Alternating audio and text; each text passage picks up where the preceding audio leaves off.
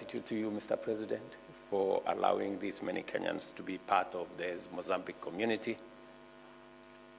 There are not as many as the Makonde in Kenya, but I am sure someday along the road we will be able to improve our relations so that more people from Mozambique can come to Kenya and more people from Kenya can come to Mozambique, and to appreciate, Your Excellency, that our two countries have taken the bold step to abolish visa requirements between our two countries. I know sometimes when we do this, criminals take advantage of that situation, but I'm happy that today we have agreed on how to eliminate the bad people so that we can allow the good people to use the facilities that we are putting in place, including the abolition of visa, to drive trade, to drive investment, for people to move, visit, and drive our economic opportunities. I thank you, Your Excellency, for hosting these citizens of my country. They have confirmed to me that they feel very much at home while they are here. And I was very happy to learn from you, Your Excellency, that they are making a very positive contribution to the development of your country, and I will encourage them to continue to do that. Your Excellency, because of the challenges of climate change, and we've seen the effects, not just in Mozambique, even in our region in the Horn of Africa. In the last 1 year, in the Horn of Africa, we have lost 9.5 million heads of livestock to drought. And the same effects that you feel in Southern Africa and in Mozambique in particular, we have the same ravaging effects of climate change. And I want to thank you, Mr. President, for agreeing for us to come and consolidate our position, our thoughts, and our ideas in the Africa Climate Summit that will be held in Nairobi from the 4th to the 6th of next month, as a way of Africa positioning itself, not just as a victim, but also as a place where we can provide solutions, because indeed we believe we have the necessary resources, renewable energy resources, mineral resources, and we have the human capital to provide mechanisms for solutions to climate change, including green growth and mechanisms to decarbonize industrialization and manufacturing globally using the resources we have in this continent. Your Excellency, I look forward to receiving you in Nairobi. As I told you, we would really value your input even ahead of the summit. We are going to share with you the concept notes and the proposed declaration so that we can all consolidate our ideas even as we go to the UN General Assembly and also to COP28. We have asked the presidency of COP28 to participate in the event in Nairobi so that we can begin to inform the outcome of what is going to be in UAE later this year. Your Excellency, let me conclude by congratulating Mozambique for taking up the non-permanent seat in the UN Security Council. We are very proud of the leadership that Mozambique is providing. We are happy that Kenya has worked with your team in New York. And just to confirm to you, Mr. President, as I did, that even though we supported Mozambique being the immediate former occupant of that space, Mozambique are doing better than we did. And I was telling you, it's the case of the student being better than the teacher. So again, we appreciate your leadership in that space. And to speak to the global challenges around security that you have spoken to, which I fully associate with, whether it is in Ukraine or in Sudan. And Mr. President, I will brief you later on the discussions we are having under IGAD. I did speak to the President of Egypt a few days ago, and the President of Chad, and I did have an engagement with the President of Ethiopia, even as we provide leadership under the AU IGAD framework to resolve the issues in Sudan, because we believe that the conflict in Sudan is completely senseless and unnecessary. And the kind of destruction of life and property and infrastructure is not justified in any way. And the sooner that conflict comes to an end, the better. We are working collaboratively with the JEDA initiative, the IGAD AU framework, and also the neighbors framework under the chairmanship of Egypt, to consolidate all these initiatives. And this morning I spoke to former Prime Minister Hamdok, among the people leading the civilian groups that brings together political parties, civil society groups, women groups, youth groups, together to provide a comprehensive framework on how to resolve issues in Sudan and take the country to civilian rule, democratic civilian rule. And it is the same case, Your Excellency. In Niger, our collective position is that we support ECOWAS and the interventions that they are putting in place to make sure that we avoid and resist the slide into military dictatorships and unconstitutional removal of governments. Africa is a democratic continent, and we believe that Africa has sufficient democratic credentials to be able to manage the affairs of our countries with the legitimacy that comes from the people in democratic elections.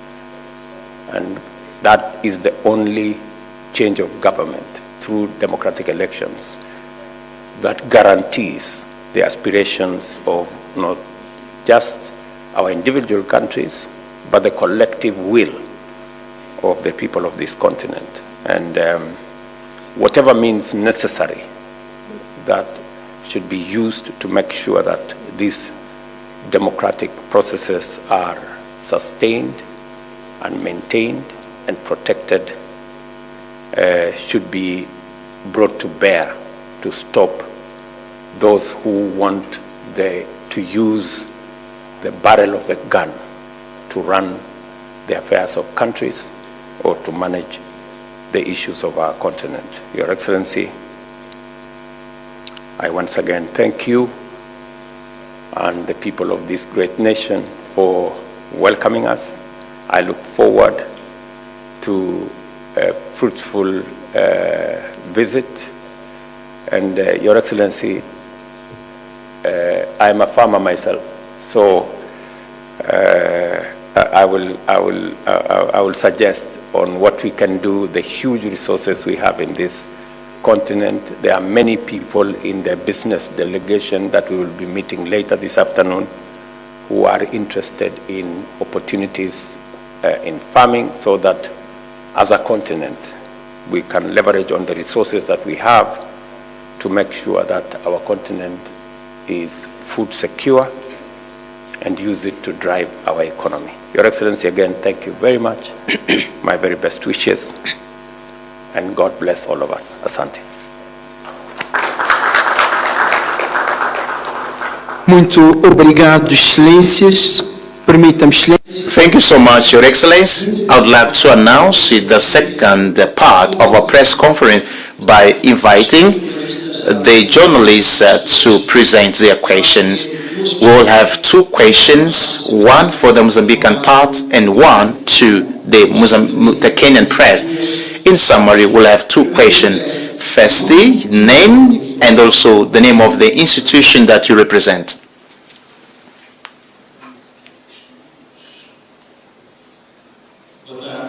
Very good afternoon, Honorable President Philip Jacinto Nyusi and William Ruku. My name is Manyiki from RTP. First of all, I would like to raise a question to the two heads of states. This has to do with a situation that weakens in Africa. Kenya and Mozambique are two countries that integrate African Union. In your view, how Africa can be free from the queue? If you allow me, the second question. The second has to do with the situation of Mozambique. The public sector in Mozambique, they claim about the delay in the salary. There are threats that there might be some strike in public sector. Should we pay attention to the state visits and then we will deal with domestic issue? These state visits, please.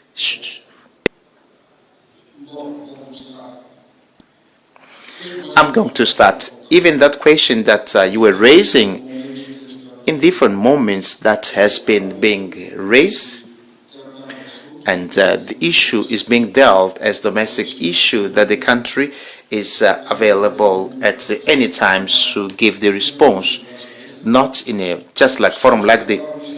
We are working in that way. We hope that explanation to those who think that deserve explanation will have. But there is no any problems related to salary due to lack of resources. There is a new element. We are migrating from one system to the other in terms of criteria on how the salary procedures are made. As you know, we also had a situation of single salary table, which is a new element which changed. So these migrations from one process is bringing those discontinuity that sometimes demands patience, and not that there are no effort of migrating to the system.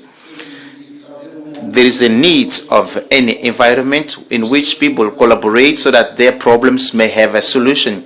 I was speaking with a certain citizen before yesterday, and he said that there are medical doctors who receive 52,000, but now they're above 100,000. So in this case, when we resolve one problem, there are other problems that appear, but we need to have enough calm so that step by step we may resolve 1, 2, 3 problem, and we are going to reach the best moment.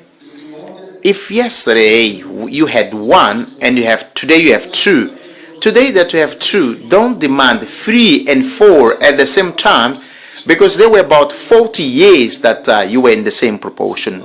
And if the ratio goes to 2, it has to be respected, because that means effort, and that effort cannot be neglected and cannot be blocked.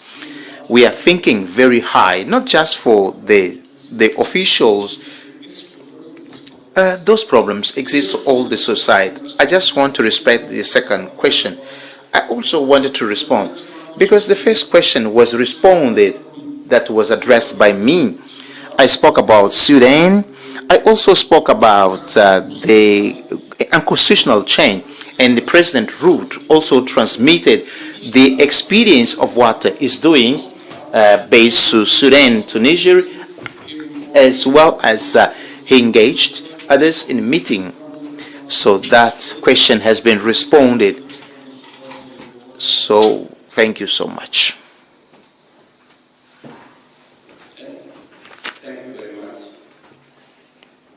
Although I didn't quite understand the question. I don't know. Yes. A primeira pergunta, pode repetir?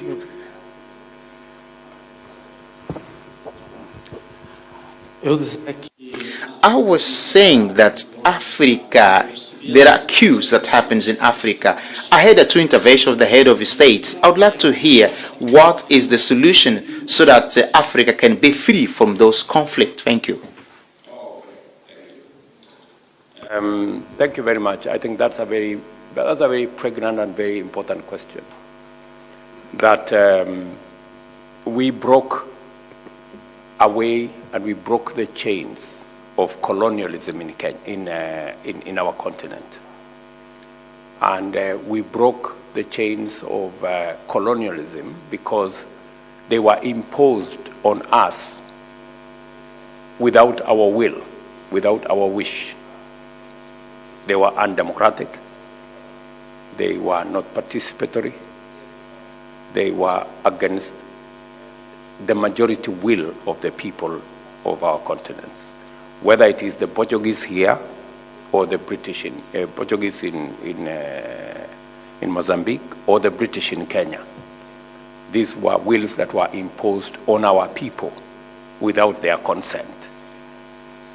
Our position is that undemocratic,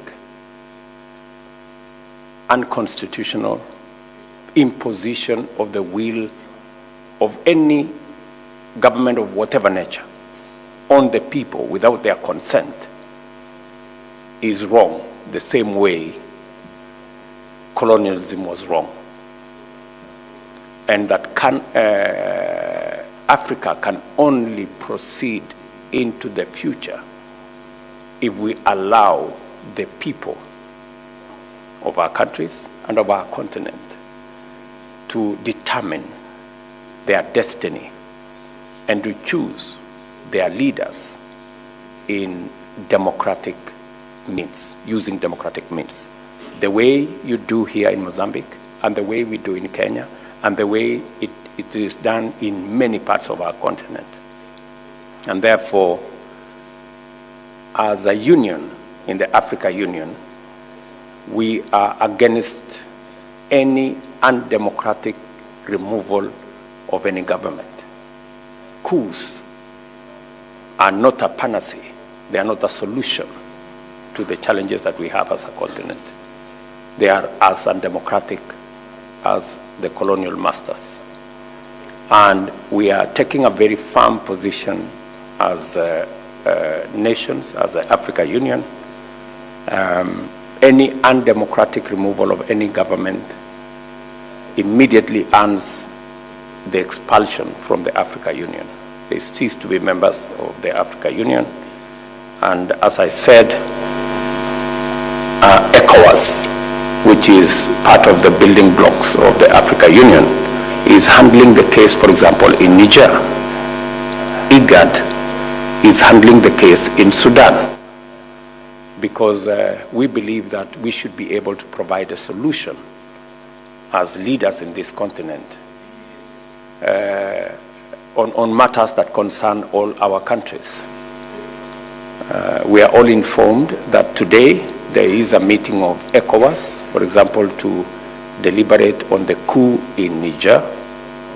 Our position is that President Bazoum should be reinstated as the democratically elected president of Niger, and whatever interventions ECOWAS will agree on will have the support of those of us in the Africa Union, so that we can put a stop to the slide to undemocratic government in our continent. Muito obrigado, Excelência. Temos